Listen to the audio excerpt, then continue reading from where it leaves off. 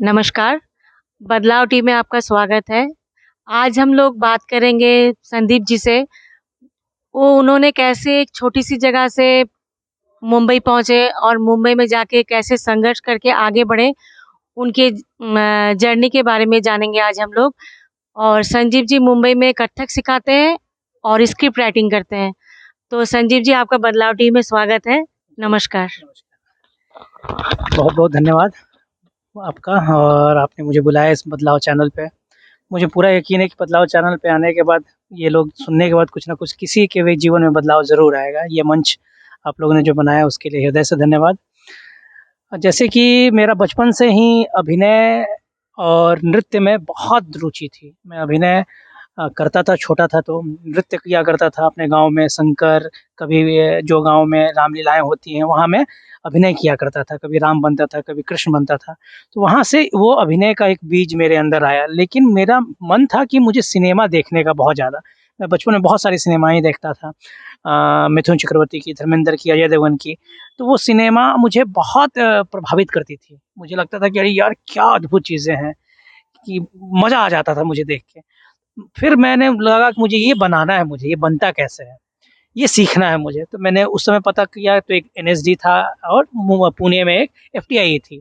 तो फिर मैंने कहा कि वहाँ मुझे एडमिशन लेना है। तो उसके लिए सबसे पहले था कि ग्रेजुएशन मिनिमम आपका होना चाहिए। तो मैंने छपरा से ही राजेंद्र कॉलेज से मैंने ग्रेजुएशन किया अपना। फिर वो उसी समय पता चला कि ग्रेजुएशन के बाद इलाहाबाद विश्वविद्यालय में फ़िल्म में ही मास्टर सिखाया जा रहा है। फ़िल्म से ही मास्टर की कोर्स पढ़ाई जा रही है।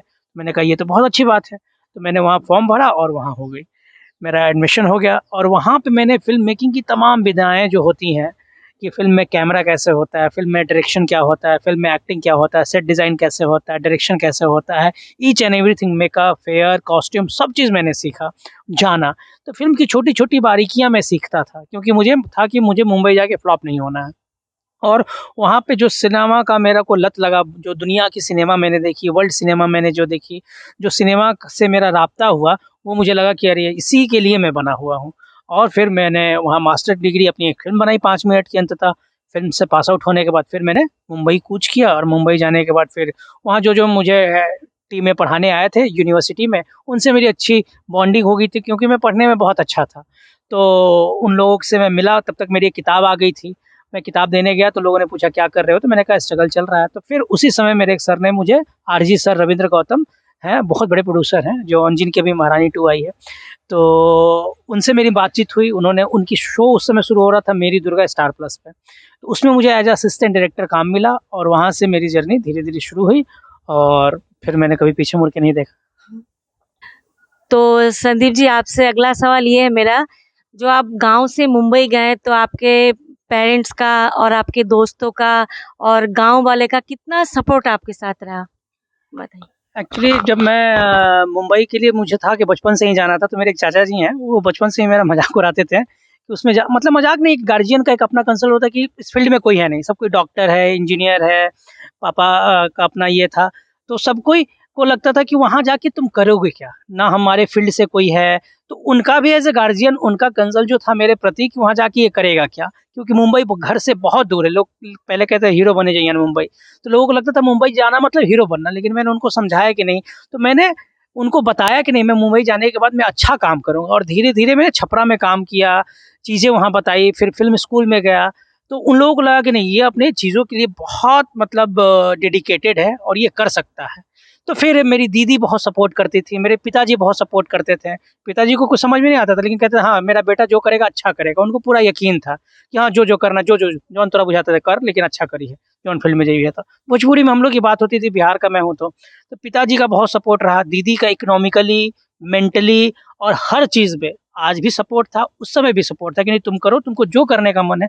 और दीदी ने ही मेरा एडमिशन यूनिवर्सिटी ऑफ इलाहाबाद में उसने कराया था मेरा, क्योंकि उस समय वो वहाँ से पीएचडी कर रही थी, तो उसने निकला हुआ था वहाँ एमए फ़िल्म एंड थिएटर में। तो उसको पता था कि मेरे भाई को सिनेमा का बहुत रुचि है, तो उसने कहा कि यहाँ मैं तुम्हारा फॉर्म भर देती हूँ और उसने ही मेरा फॉर्म भरा और मेरा एडमिशन कराया, तो परिवार का बहुत अच्छा सपोर्ट था और गाँव के लोगों को यकीन था कि ये जो कुछ करेगा अपने फ़ील्ड में बहुत अच्छा करेगा।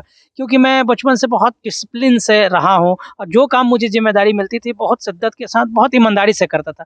हालाँकि गाँव में कहीं-कहीं कानाफूसी होती थी कि डर था कि जा इतना टैलेंटेड लड़का अगर वहाँ जाने के बाद बिगड़ गया, क्योंकि मुंबई लोग जाके बिगड़ ही जाते हैं 90% लोग, तो क्या होगा? लेकिन मैंने सारे लोगों की मान्यता को गलत किया और मैं जाके वहाँ पे ईश्वर की कृपा, गाँव वालों का आशीर्वाद भी मिला। थोड़ा-सा वो डर था कि वहाँ जाने के बाद क्या होगा? लेकिन उस डर को मैंने ख़त्म कर दिया और आज पूरे गाँव के लोग मेरे पे फ़क्र करते हैं कि मुंबई में ये अच्छा करता है।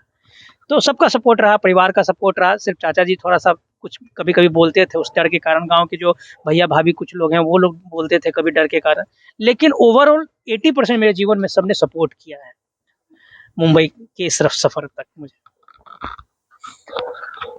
करना है अपनी, तो हम कैसे एक्सप्रेशन देंगे? तो ये अभिनय का एक तो संदीप जी सॉरी, आपके इंटरव्यू के बीच में थोड़ा-सा इंटरप्ट हो गया क्योंकि पार्किंग के लिए हम लोग को एक जगह से दूसरी जगह में आना पड़ा। तो मेरा अगला क्वेश्चन सवाल ये है, जो आपसे इंटरव्यू से पहले आपसे बातचीत हुई थी, आपने कथक भी आप सीखे हुए हैं। तो मैं जानना चाहती हूँ, जो आपके इस फ़िल्म इंडस्ट्री में आने के बाद कथक ने आपको कितना साथ दिया? देखिए, मैंने आपको बताया जैसे कि कथक मेरा मतलब बचपन से ही शौक था करने का, सीखने का, अभिनय, नृत्य। तो नृत्य और अभिनय जब तक मैं नहीं जानता, तब तक मैं कैसे अपने एक्टर से काम करवा पाऊँगा? तो अभिनय एक ऐसी चीज़ें है कि आपको हर उसमें अभिनय में रस होते हैं, उसी तरह कथक में भी रस होते हैं, 9 रस। तो वो सारी चीज़ें मुझे बहुत सपोर्ट किया और मैंने सीखा कि मुझे मुंबई में जाने के बाद मैंने सुना था मुंबई में स्ट्रगल बहुत है। मैंने बताया ना मेरे गार्जियन के लोग, चाहे गाँव के लोग क्यों डरते थे, उस स्ट्रगल के लिए कि मुंबई में जाएगा तो क्या करेगा, काम नहीं मिलेगा। तो मैं आपको रियली बता रहा हूँ कि जब मैं मुंबई गया तो शुरुआती दौर में मुझे काम नहीं मिला था, तो इस कथक को ही सिखा के मेरे लगातार 3-4 महीना, 5 महीना जो मेरा खर्च निकलना था मुंबई का, तो वहाँ एक क्लास का मैं एक बच्चे से 1500 उस टाइम में लिया करता था। तो वो 1 महीने का, तो वो 2 क्लास सप्ताह में होता था बस। तो वो बहुत ही सपोर्ट किया फाइनेंशियली मुझे वहाँ पे। जैसे लोग सुनते हैं ना कि मुंबई में जाके मैंने स्टेशन पे सोया, गुरुद्वारे में खाना खाया, तो इसकी नौबत कथक के कारण नहीं आई, क्योंकि वो विधा मैं सीख के गया था ना। तो वो कोई भी विधा मैं तमाम लोगों को, बदलाव टीवी चैनल के जितने दर्शक दर्शक देख रहे हैं, चाहे जितने व्यूअर हैं, तो उनको भी यही कहूँगा कि जब भी मुंबई जाएँ तो अपने क्राफ्ट पे काम करके जाएँ और एडिशनल कुछ ना कुछ सीख के जाएँ। जैसे एडिटिंग सीख के गए, डांस सीख के गए, कैमरा सीख के गए, कि आपको स्ट्रगल टाइम में वो बहुत सपोर्ट करता है, जिस तरह मुझे उसने सपोर्ट किया कथक ने। कथक सिखा के एटलीस्ट मैं अपना जीवन यापन तो कर सकता हूँ। जी हाँ, खाने के लिए मुझे कहीं गुरुद्वारे में तो लाइन नहीं लगना पड़े। जिस स्टैंडर्ड से मैं 1 बीएचके 2 बीएचके में रहता हूँ, रह तो सकता हूँ। तो इतना कथक ने मुझे सपोर्ट किया, तो मैं हमेशा कहता हूँ किसी को भी, और इस चैनल के माध्यम से भी लोगों को मैं कह रहा हूँ कि किसी को भी मुंबई आना है, स्वागत है। लेकिन 1 एडिशनल, 2 एडिशनल, 3 एडिशनल चीज़ें सीख के आएँ, तो उनको उस लेवल का स्ट्रगल नहीं करना पड़ेगा। उनको आसानी से चीज़ें हो जाएँगी।